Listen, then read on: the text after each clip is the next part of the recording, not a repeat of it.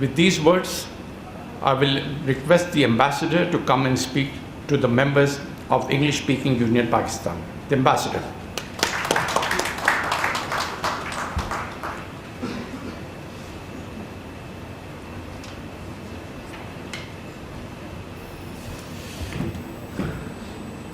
Thank you very much, Mr. President, and good afternoon to all the members of the English-speaking Union in Pakistan here in Karachi.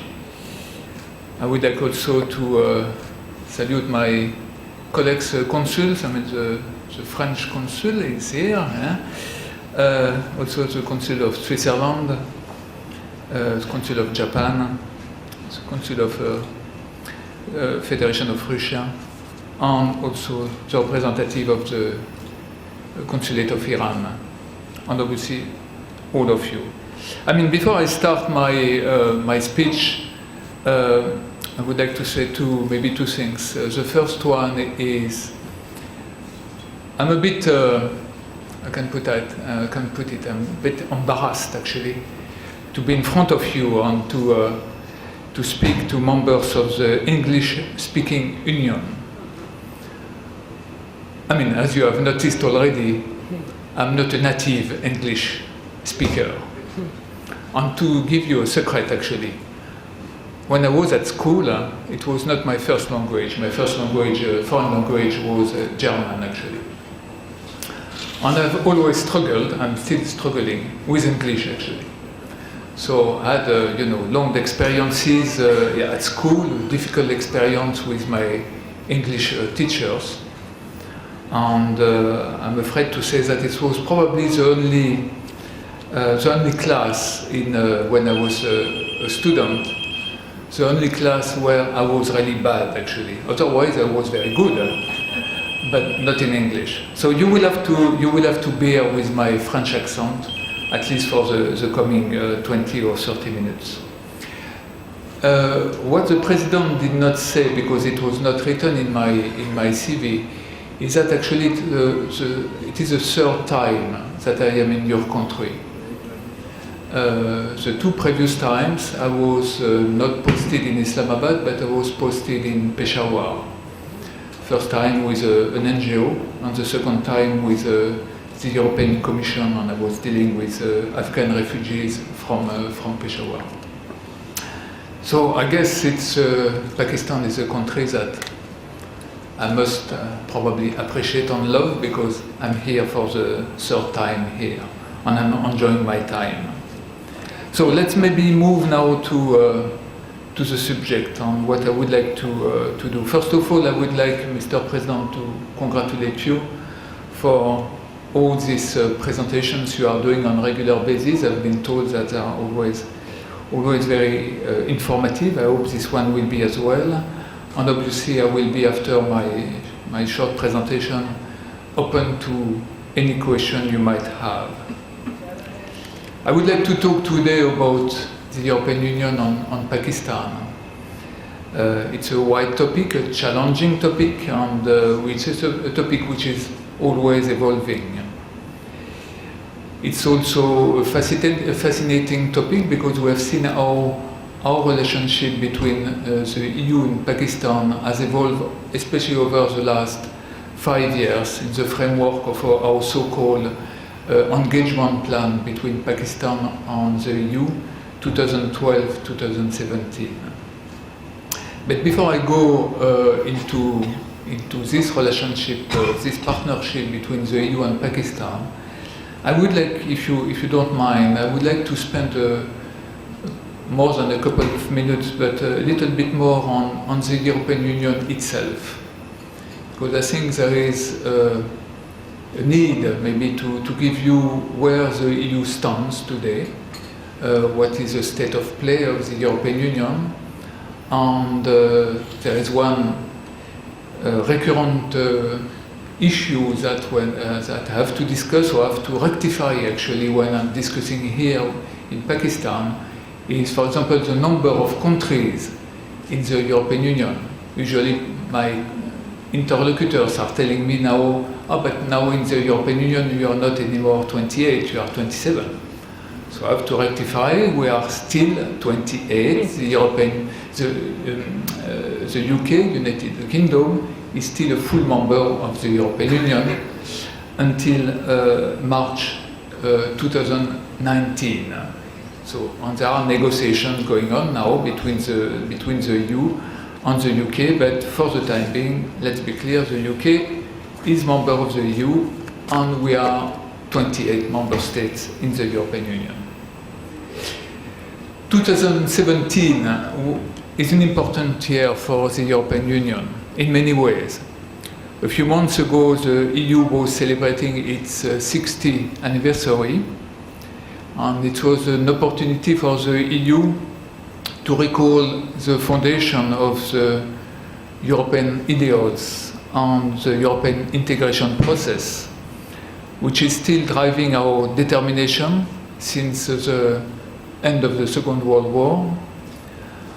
It's about building bridges between our nations, between our peoples. It's about creating lasting peace.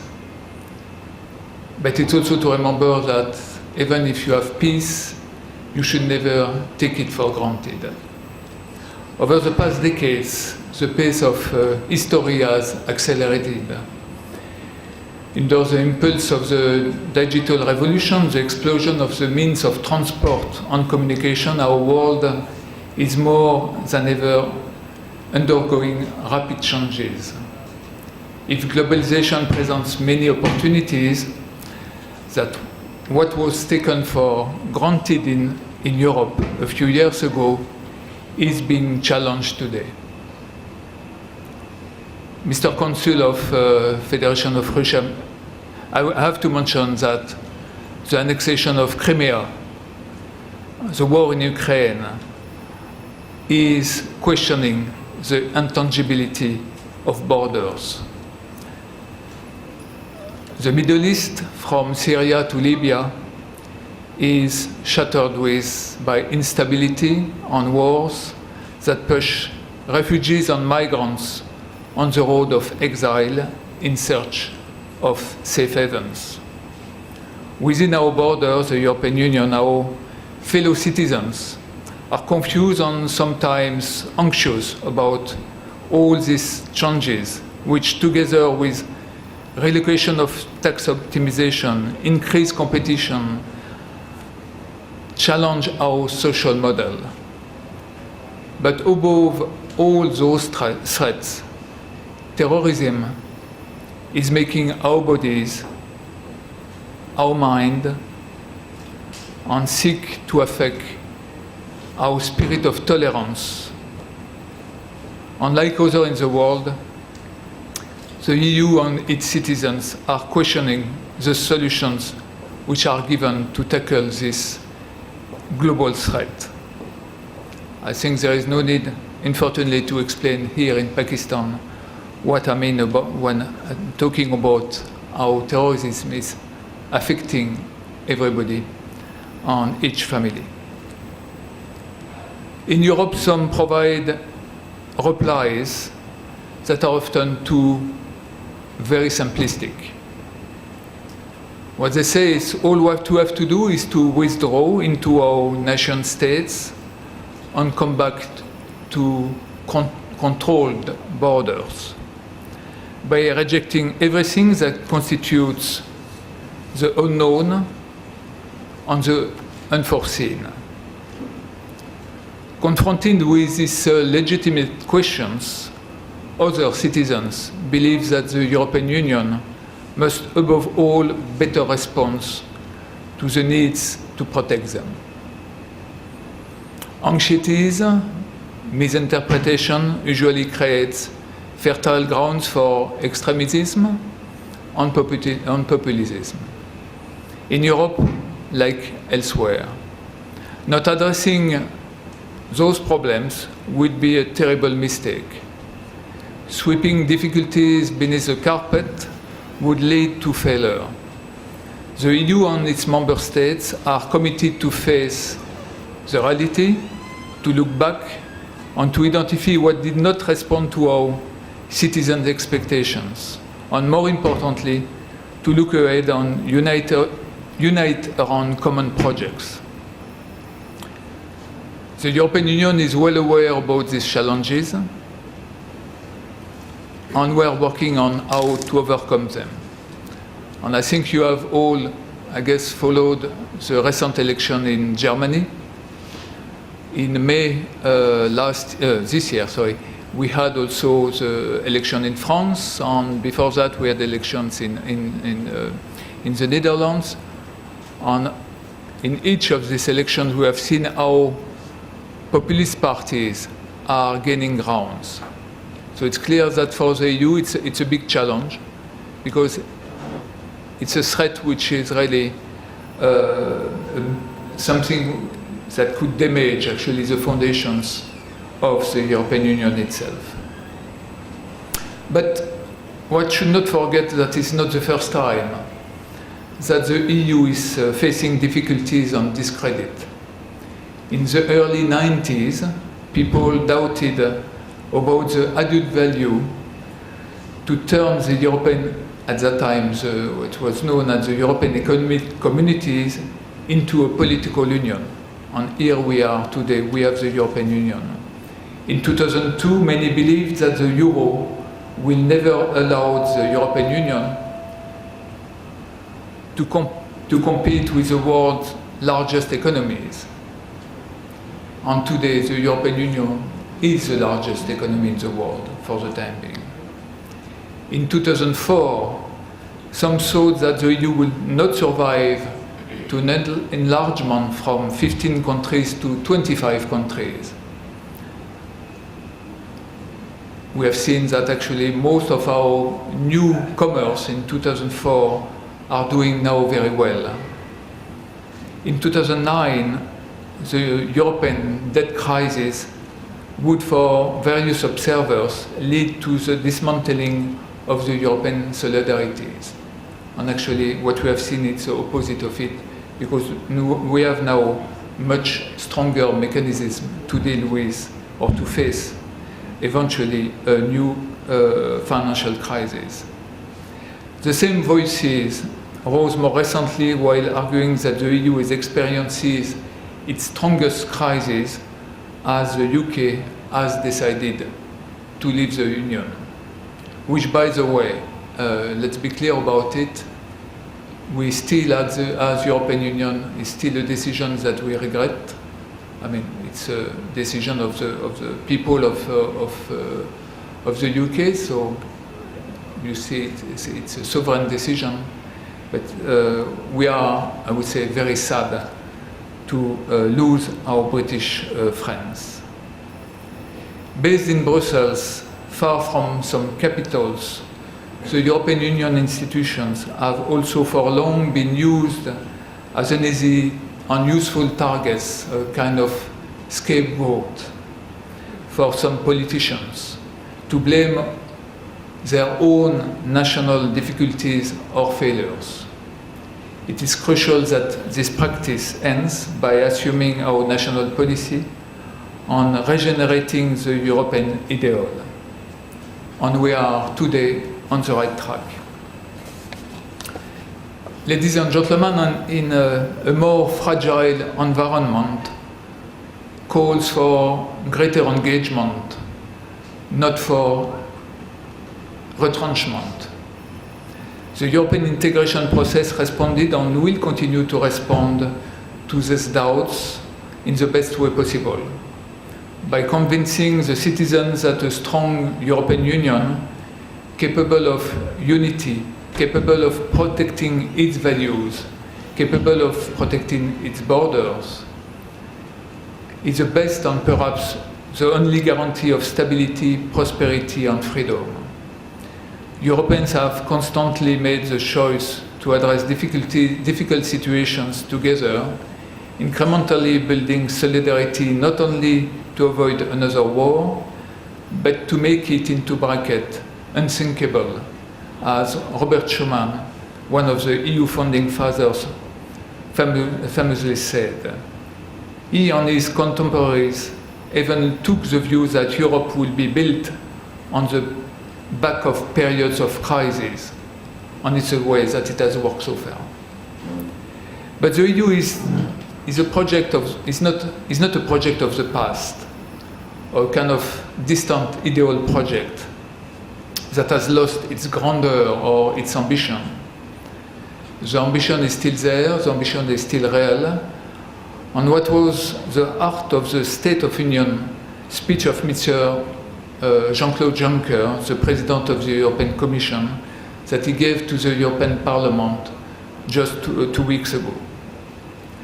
President Juncker recalled that the EU remains today the best tool to promote the sovereignty of each of the member states of the EU.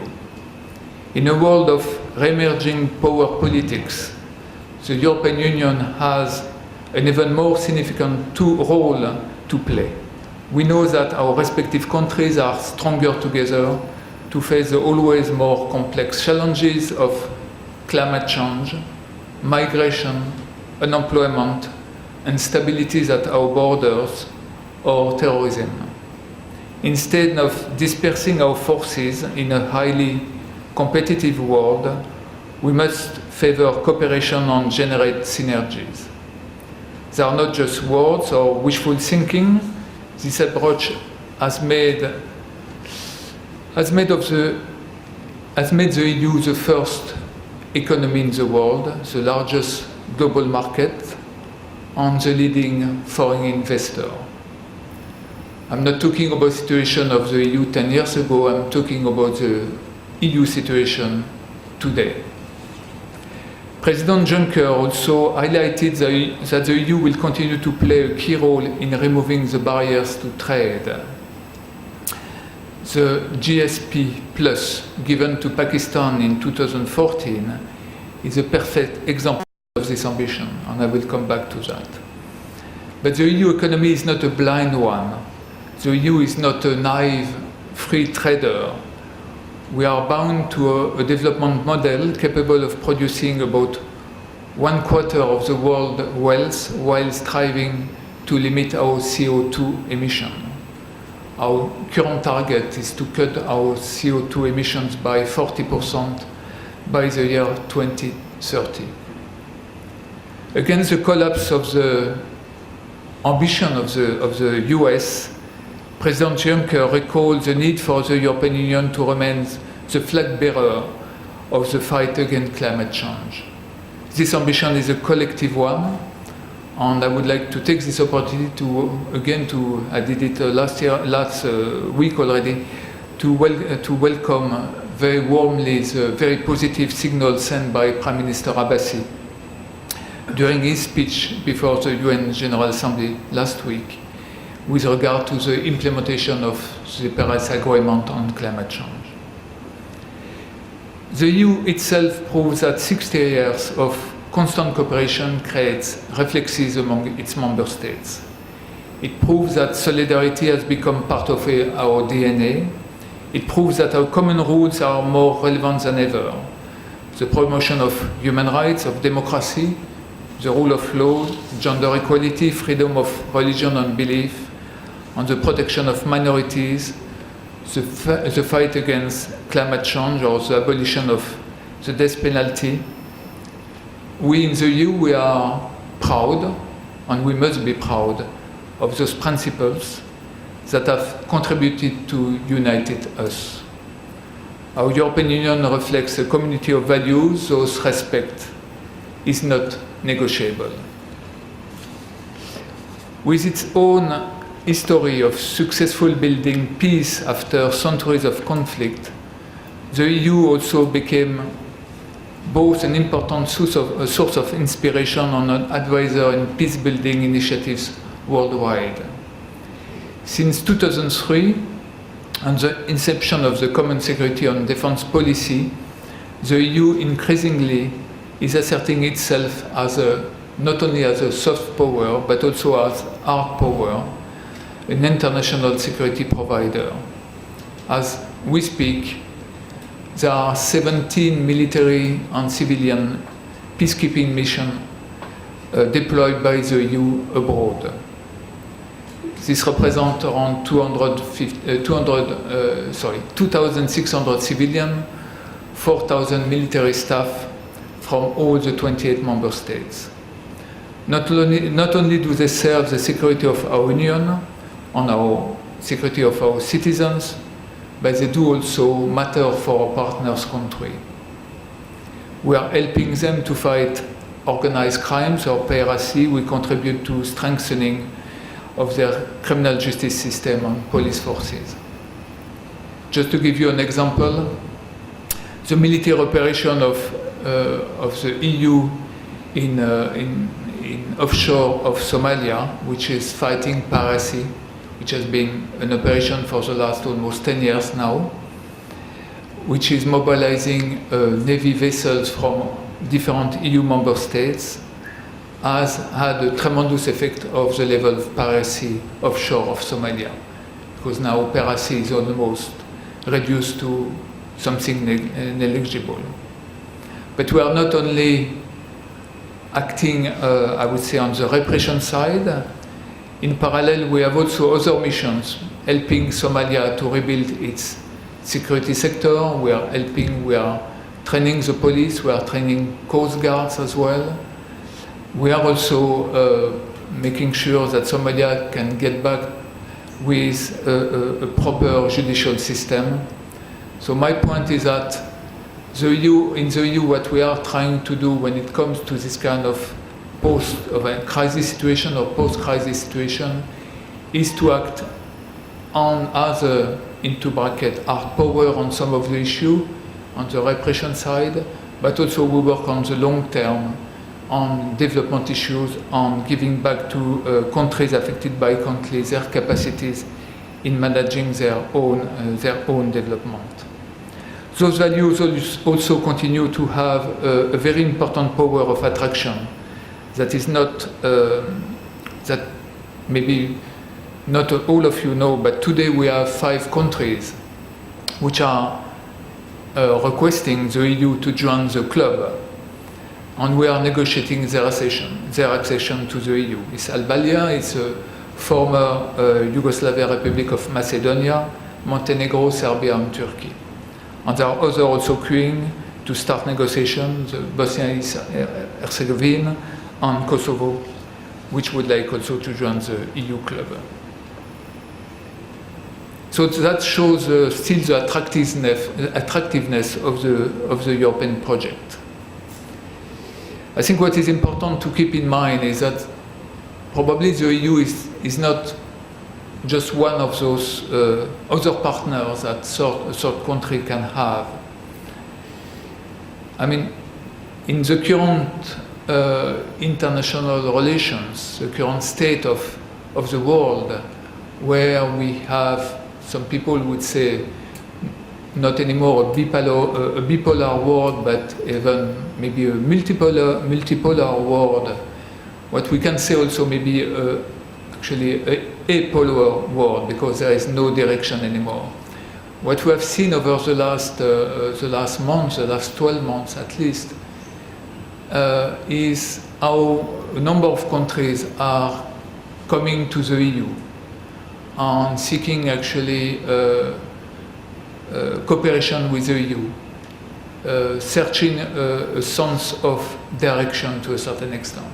So it's quite interesting to see how things are developing, with the US taking a seat back, how the EU is now taking a kind of front seat on a number of issues, acting as a kind of compass, I would say, to a certain extent in the current situation. The EU is also, the solidarity I was talking about within the EU, it's something also that we want to project outside the EU. The EU is the largest, actually, provider of ODA, of Fund for Development and humanitarian funds. We are spending around 75 billion euro per year on ODA and humanitarian assistance. A small part of it is coming to Pakistan, by the way. That actually brings me to Pakistan. As I said before, we are just finishing this year this 5-year engagement plan EU-Pakistan, which has been the broad political framework of our partnership. It has been, I think, a successful one. It has helped Pakistan on the EU to build much more mature relationship, much more confident relationship. And we have been capable, of enhancing our dialogue on a number of issues, not always easy issues such as human rights, which is not always an easy issue to discuss between us. Migration is also a difficult question because Pakistan is among the 3-4 top countries sending irregular migrants to the EU. Obviously, these people are not sent by Pakistan, but they are looking for something. Unfortunately, I would say they are victims of traffickers, of smugglers. And obviously, we are working with Pakistan to tackle that. We are open to discuss with Pakistan on legal means of migration. The EU is a continent which is an aging continent, and we know that we need in the EU workforce to run our economy as well, and we have to fight. We have to fight together these smugglers' rings on network, which are putting at risk the life of all these young, mostly men actually, trying to go to the EU. So we have developed also a dialogue on migration. And I think the result of this 5-year engagement plan has been good enough, or so good that it has been decided by both sides that we'll have a new plan, and this new plan will be labeled a strategic plan, which in our jargon of diplomats, I would say, means that we are strengthening our relationship between Pakistan and the EU. That as with a strategic engagement plan, we will be able not only to discuss bilateral relations, but also we are looking for Pakistan, and Pakistan will be looking at the EU to work together on some global issues or regional issues that are affecting some parts of the world. The GSP Plus scheme, I think, very successful. I know that there are many businessmen in this room. I'm sure that some of you have benefited from it and exporting more to the EU. And this new plan will be labeled a strategic plan, which in our jargon of diplomats, I would say, means that we are strengthening our relationship between Pakistan and the EU. That as with a strategic engagement plan, we will be able not only to discuss bilateral relations, but also we are looking for Pakistan, and Pakistan will be looking at the EU to work together on some global issues or regional issues that are affecting some parts of the world. The GSP Plus scheme, I think, very successful. I know that there are many businessmen in this room. I'm sure that some of you have benefited from it and exporting more to the EU. If I look at the data from 2014-2016, export to the EU have grown by 38%, which I think it's quite a remarkable achievement. As you know, also in this scheme, we are looking also at Pakistan in improving the implementation of 27 international conventions. Some of them are on human rights, others are on labor rights, others are on environment, and the last one is on good governance. So it's also an ongoing dialogue with Pakistan. We are going to release, we are providing this GSP Plus facility to 10 countries, so including Pakistan. On every 2 years, we have to report on the implementation of the GSP Plus. So we will have this implementation review report going out in 2018, in January 2018. But I think it's, let's be clear as well, if we are talking about implementation of 27 international conventions, it's not to please the EU, actually. I think what is really important is to make sure that it will have a positive impact on the daily life of each citizen of Pakistan. That is the main goal. And by the way, what these 27 international conventions are talking about, it's what actually you can find in your own constitution, under the part 2 of the Constitution of Pakistan on fundamental rights. We have also a development cooperation with Pakistan. The EU, as I said, we are the largest provider of ODA. We spend in Pakistan around 653 million euro, mostly focusing on the education, rural development, on good governance, public financing management, and the judiciary sector as well. I think I will stop here. Maybe I will just finish by a reference to a former president of the European Commission, a French gentleman, Mr. Jacques Delors. And talking about the EU, he was saying that what the EU needs is a vision and a screwdriver. And I think for the last maybe 1 decade, due to different crises, the EU has developed a lot of, has had a lot of screwdrivers, to try to fix a number of problems in terms of the financial crisis, the migration crisis, a number of issues that were the enlargement, so all these kind of issues. So we have had now a toolbox with many screwdrivers of different size, which is good. But I think now what is important for us is to regain the vision of the EU. And interestingly, sadly but interestingly, the decision by the British people of leaving the EU has been a wake-up call for the EU. And we have seen how, over the last 12 months actually, there is a renewed interest among the European citizens about the European Union and the European Union project. So, here we are, we have many screwdrivers, and we are now looking for a new vision. I thank you very much.